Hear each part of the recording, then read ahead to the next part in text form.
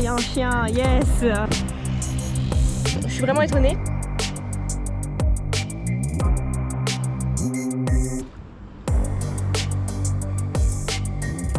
C'est vraiment trop nul. En avril 2022, je suis partie avec mon monsieur et mon sac à dos à la découverte de l'Asie. Après un an, 10 pays et d'innombrables aventures, on a décidé de s'envoler à nouveau en direction du continent asiatique. Je vous souhaite la bienvenue dans cette saison 2. Bonjour, bonjour! On vient tout juste d'arriver dans notre destination. On est à Sukhothai. La station de bus est là, à 50 mètres. Et regardez, on prend un chemin. On est en plein dans la pampa. Je ne sais pas où on va. On a 1,5 km à faire. Ah, il y a un chien, yes. On va se faire emmerder encore, je le sens. Bref, on a pris le bus depuis... Oh, il y en a deux, super. On a pris le bus depuis Lomsak. 200 km, ça a pris un peu moins de 3h30 et on a payé 182 bahts par personne. Sukhothai, c'est un peu particulier parce qu'il y a Sukhothai, la nouvelle ville où on est actuellement. Donc la ville classique thaï, avec tous les boui-boui, enfin voilà, tout comme d'habitude. Et il y a aussi l'ancienne ville. Donc là, c'est Sukhothai, le parc historique. Et donc le parc historique est à 12 km de Sukhothai, la ville principale où on est actuellement. On a quitté Lisan, on est dans le nord de la Thaïlande. Sukhothai, ça reste quand même un peu touristique, notamment avec le parc historique qui est à 12 km. Donc moi, j'y suis déjà allée lors de mon premier voyage en Thaïlande il y a 4 ans maintenant. Et j'avais adoré cet endroit, même s'il y a des touristes, pour être honnête. Mais ça va, c'est pas non plus la foule. Et franchement, c'était impressionnant. C'est un site immense qui est inscrit au patrimoine mondial de l'UNESCO. J'avais logé d'ailleurs directement dans le parc historique. On peut faire comme ça. D'ailleurs, la majorité des touristes font comme ça, plutôt que de loger ici dans la nouvelle ville. Mais nous, il n'y a pas que ça qui nous intéresse, il y a aussi d'autres choses à voir aux alentours. On reste là 4 nuits, donc on a pas mal de choses à voir. C'était plus simple de loger directement dans la ville, donc c'est ce qu'on a décidé de faire. En tout cas, très sympa, le cadre, c'est calme, très mignon. Pour l'instant, on se fait pas agresser par les chiens. Pour l'instant. Bon, on est déjà perdu. C'est un cul-de-sac cette rue. Donc voilà, Google en Thaïlande, c'est pas non plus très fiable. Et on avait déjà 1,6 km à faire, c'était long. Et là, ça nous rallonge. Enfin bon, on va y arriver. On est resté posé les fesses dans un bus toute l'après-midi. Donc ça va nous faire un peu du bien de marcher. Pas content? Non. Oui.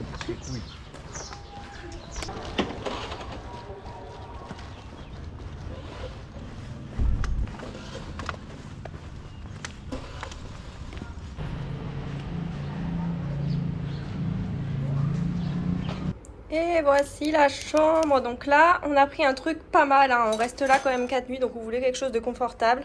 On paye 23 € la nuit. On est super bien situé en plein centre de Sukhothai. Salle de bain par ici. C'est très sympa la déco et tout. Franchement, j'aime beaucoup. On a même une baignoire par là. Donc on va pas mettre de l'eau partout. Ça c'est cool. La petite entrée par là.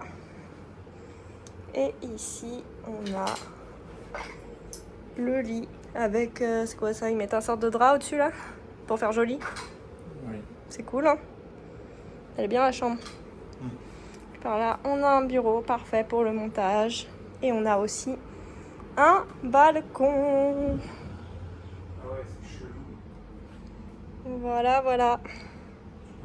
Et on commence ce matin. Petit scooter, c'est fait pour 2 jours. 300 bahts par jour. Et c'est parti pour le parc historique de Sukhothai.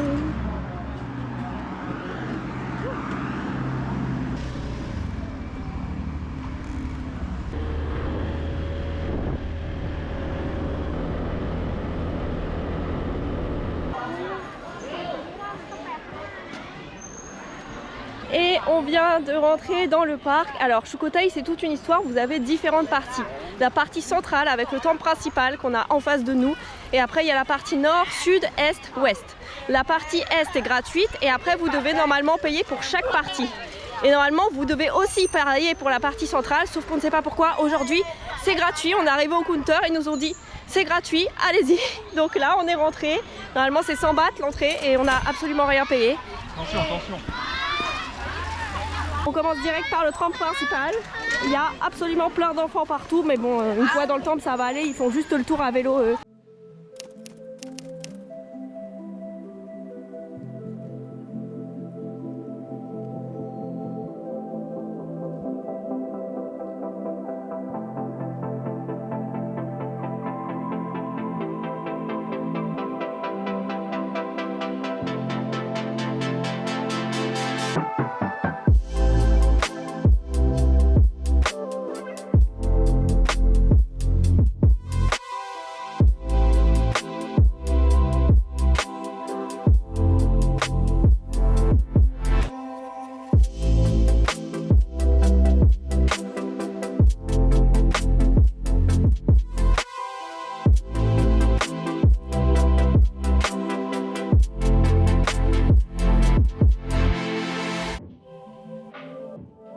Sukhothai c'est tellement grand qu'on circule vraiment super bien. Genre là il est 10h, on est au temple principal et il y a quasiment personne. Hein. Là vous voyez, bon il y a quelques groupes par-ci par-là mais c'est immense donc ça pose pas trop de problèmes.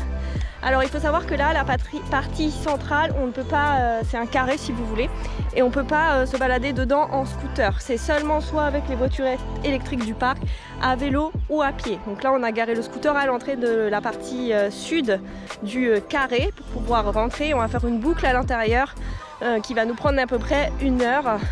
Donc là c'est vraiment les temples principaux et ensuite on ira dans les différentes parties nord, sud, est et ouest pour découvrir les temples un peu moins connus.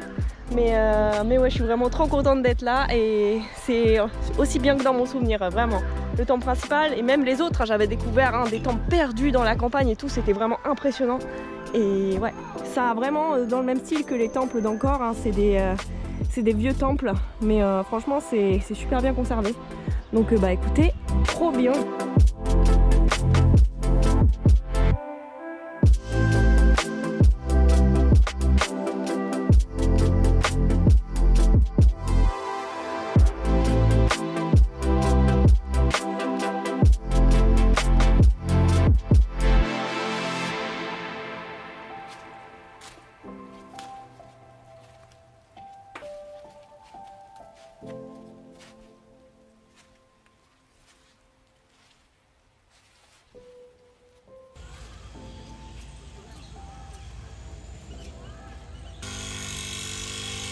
Là on va quitter le temple principal, mais regardez la taille du site, et il y en a encore là hein, derrière, c'est un truc immensissime, vraiment magnifique. Il n'y avait personne, c'était trop cool, on commence très fort.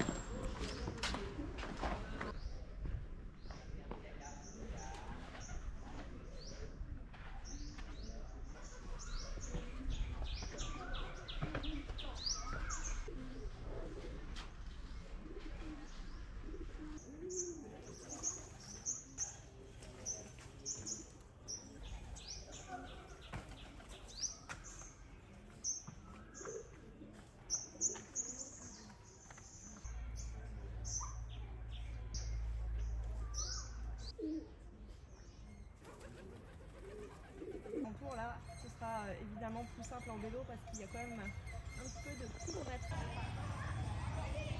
Bon, ça y est les gars, on a fini notre petit tour dans le carré central. Ça nous a pris un peu moins d'une heure en prenant notre temps. Moi, je l'avais fait en vélo la première fois que j'étais venue et honnêtement, je recommande plutôt de le faire à pied parce qu'en vélo, c'est grave pas pratique. Là, à pied, on a pu couper dans la forêt et tout. Enfin, dans la forêt. C'est une forêt plantée par l'humain, donc vous voyez, c'est ça la forêt. Mais ça nous a fait gagner vachement de temps. Et en plus de ça, à vélo, vous garez à chaque fois votre vélo devant les entrées principales et du coup quand vous êtes au bout du temple, vous êtes obligé de revenir à l'entrée principale pour récupérer le vélo. Alors que là, comme on était au bout du temple et que le chemin, c'est un chemin logique, tout se suit, bah on avait juste à continuer et puis voilà, on y arrivait. Je suis vraiment étonnée, il n'y a personne en fait, à part sur le temple principal où il y avait quelques personnes, sinon c'est vide. On est maximum, des fois on était tout seul sur certains temples et là... allez, en gros, vous êtes 5 par temple, quoi, grand max. Donc, ouais, je suis vraiment étonnée, quoi. Donc, au final, c'est vraiment cool, en sachant que là, on est vraiment sur la partie la plus touristique, hein, le carré central. Donc, je pense que quand on va s'éloigner là en scooter, il y aura encore moins de monde. Donc là, on va récupérer le petit scoot et on va partir découvrir cette fois-ci la partie nord.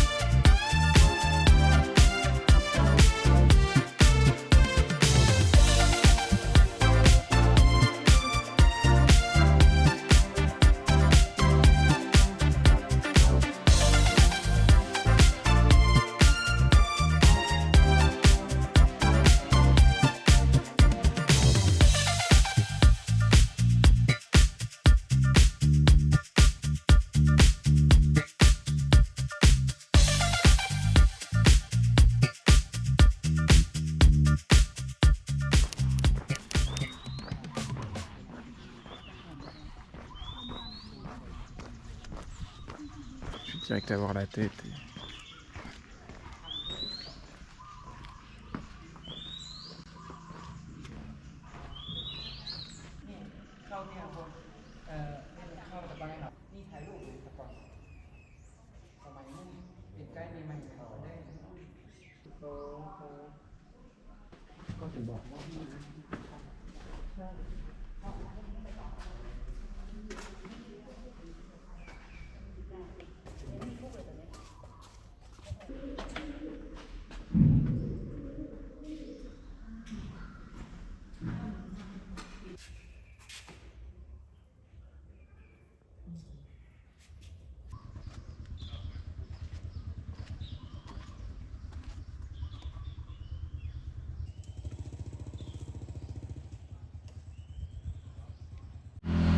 on est embêté, on est au checkpoint de la partie ouest juste ici. Et en fait par ici, vous voyez sur le panneau, il y a plusieurs temples.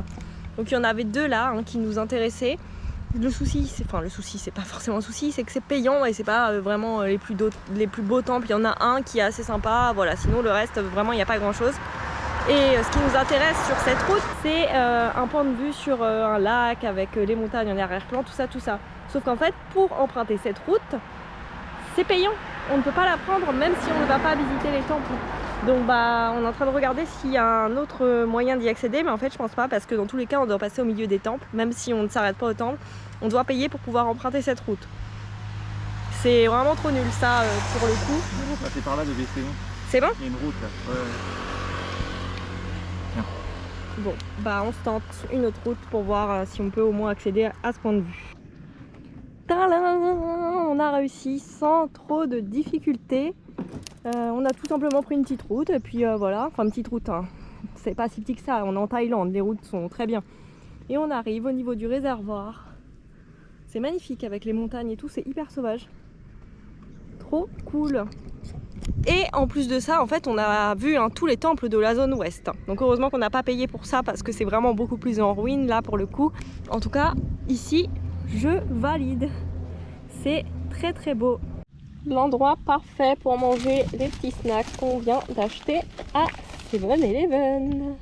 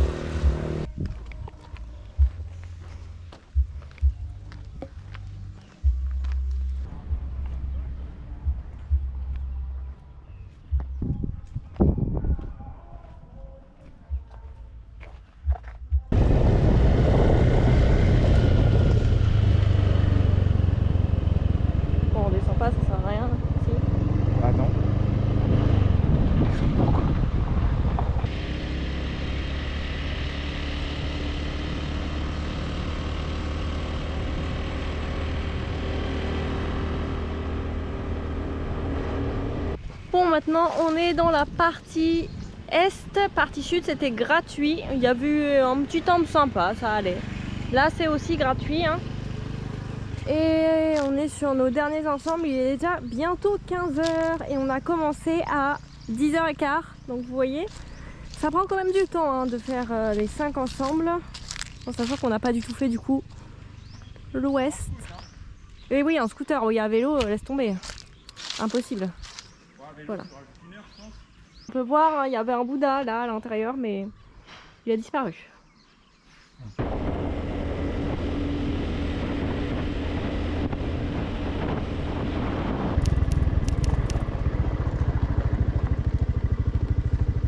Sur chaque ensemble, alors là on a la stupa en face de nous, on a les reconstructions. Donc en fait on voit... Non, reconstitution. Reconstitution. En 3D. Oui. J'ai dit quoi? Reconstruction? Oui. Mais c'est parce qu'en anglais c'est marqué reconstructed. Oui, bah non, c'est reconstitution. Oui. Donc en fait ça ressemblait à ça toute cette histoire. Donc les piliers là, on les a en face de nous, juste ici. Mais genre il y avait un toit, tout était couvert. Là vous voyez la petite stupa qui est là. Bon là elle a disparu mais elle était là. Et on a encore donc la grande stupa ici. Celle-là par contre on l'a en face de nous. Mais c'est trop cool de pouvoir voir à quoi ça ressemblait avant. On finit quand même en beauté, hein. Il est très beau celui-ci. Et on est tout seul, comme sur la plupart des temples. Au final, il y avait vraiment pas grand monde. On a passé une super journée, c'était vraiment trop cool. Il est vraiment magnifique celui-là. C'est le second qu'on voit avec des petits éléphants là comme ça qui sortent. Mais il est très beau. Alors par contre vous voyez, je pense qu'ils ont reconstitué certains éléphants. Parce que celui-là, il a... Enfin, on dirait que la trompe et tout, c'est pas d'époque. Alors que vous voyez, là par exemple, celui à côté et celui-ci, ils ont plus leur trompe. Donc je pense qu'ils ont reconstitué ceux du bout à chaque fois.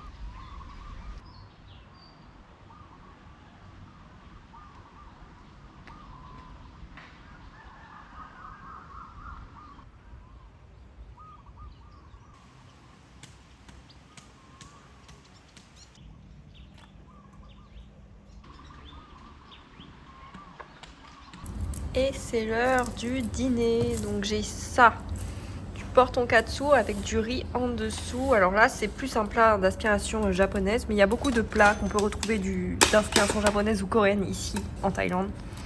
Là il y a une omelette qui a été cuite avec du porc et là j'ai le riz en dessous.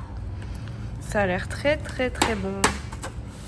Et monsieur lui pareil, d'inspiration japonaise avec le curry japonais qu'on a dans la petite poche juste ici. Et là omelette et riz et il a eu la boisson offerte, juste ici à la fraise certainement.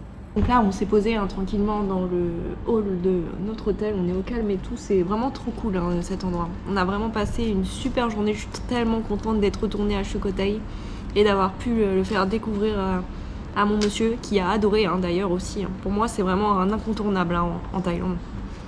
Bref, testons ce plat. C'est épicé? Ouais. Ah. T'as pas aimé? Beaucoup de coriandre. Ah. Pas mon Tu te bail. rappelles le sachet de viande? Le sachet de viande qu'on avait mangé dans le train? Oui. Non. La coriandre. Non. Oh là là, c'est trop bon ça.